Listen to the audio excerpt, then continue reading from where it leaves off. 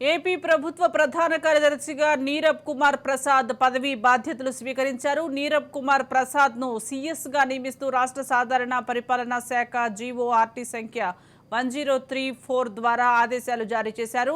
వెలగపూడి రాష్ట్ర సచివాలయంలో సీఎస్ ఛాంబర్లో వేద పండితుల మధ్య సీఎస్ గా బాధ్యతలు స్వీకరించిన సీఎస్ సీఎంగా ప్రమాణ స్వీకారం చేయనున్న చంద్రబాబు నాయుడుకి కృతజ్ఞతలు తెలిపారు. అధికారులు సిబ్బంది సహకారంతో రాష్ట్రాన్ని అన్ని రంగాల్లో ముందుకు తీసుకువెళ్లేందుకు తన వంతు కృషి చేస్తారని స్పష్టం చేశారు.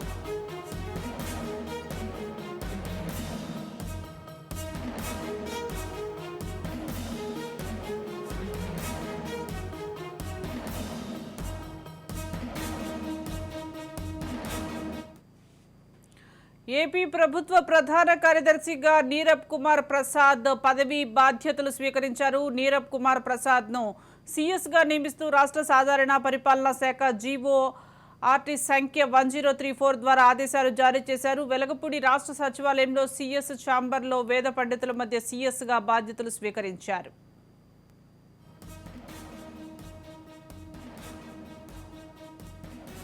దీనికి సంబంధించి మరింత సమాచారం మా ప్రతినిధి శ్రీనివాస్ అందిస్తారు. శ్రీనివాస్, చెప్పండి, ఏపీ సీఎస్ గా నీరబ్ కుమార్ ప్రసాద్ నియమించినట్లుగా తెలుస్తోంది, అప్డేట్స్ ఏంటి?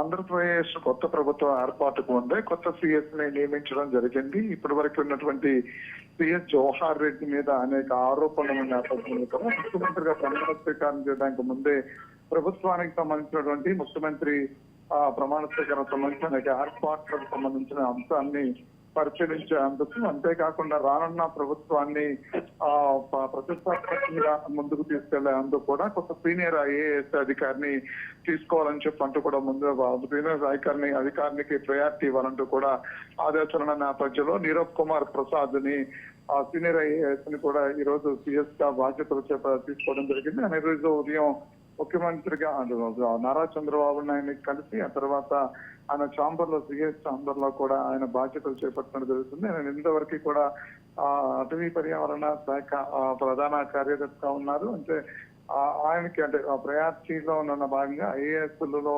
1987 బ్యాచ్ చెందిన సీనియర్ ఐఏఎస్ కి ఆయనకు గుర్తింపు ఉంది. అంతేకాకుండా అడ్మినిస్ట్రేషన్ బ్లాక్ లో అత్యధికంగా పనిచేసినటువంటి వ్యక్తిగా కూడా ఆయనకి మంచి పేరు ఉంటుందో కూడా ఆయన సీఎస్ గా నియమించడం జరిగింది. ఇప్పటి నుంచి రానున్న ముఖ్యమంత్రి ప్రమాణ స్వీకారానికి సంబంధించి అన్ని ఏర్పాట్లు కూడా పూర్తి చేయాలంటూ ఇప్పుడే ఆయన ఆదేశాలు జారీ చేశారు. గతంలో పనిచేసినటువంటి సీఎస్ జవహర్ రెడ్డిని బదిలీ వేయడంతో పాటు సీఎస్ గా నూతన సీఎస్ గా నీరబ్ కుమార్ ప్రసాద్ కి అవకాశం దక్కిందని చెప్పుకోవచ్చు. అంతేకాకుండా ప్రభుత్వానికి సంబంధించినటువంటి అనేక కార్యక్రమాలను ముందుకు తీసుకెళ్లాల్సిన నేపథ్యం కూడా ఉంది. అంతేకాకుండా ప్రభుత్వం అంటే ప్రస్తుతం ప్రభుత్వం అధికారంలోకి రావడానికి ఇచ్చినటువంటి హామీలు ఏవైతే ఉన్నాయో అవి పూర్తి స్థాయిలో అమలు చేయాలి అన్నా సరే సీఎస్ కీలక పాత్ర పోషించాల్సిన అవసరం అయితే ఉంటుంది. కాబట్టి జనరల్ అడ్మినిస్ట్రేషన్ భాగాన్ని కూడా పూర్తిగా ముందుండి నడిపించాల్సినటువంటి ఒక మంచి ఐఏఎస్ కోసం అని చెప్పని ప్రణాళిక సిద్ధం చేశారు. అందులో భాగంగా నీరబ్ కుమార్ ప్రసాద్ కి బాధ్యతలు వహించినట్టు కూడా తెలుస్తుంది.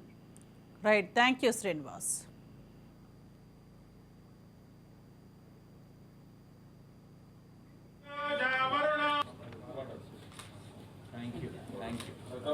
శతమానం భవానా బాణాయ త్రయత్రమాణా సంపదంత సంపదంతి బాణాయ త్రయత్రమాణా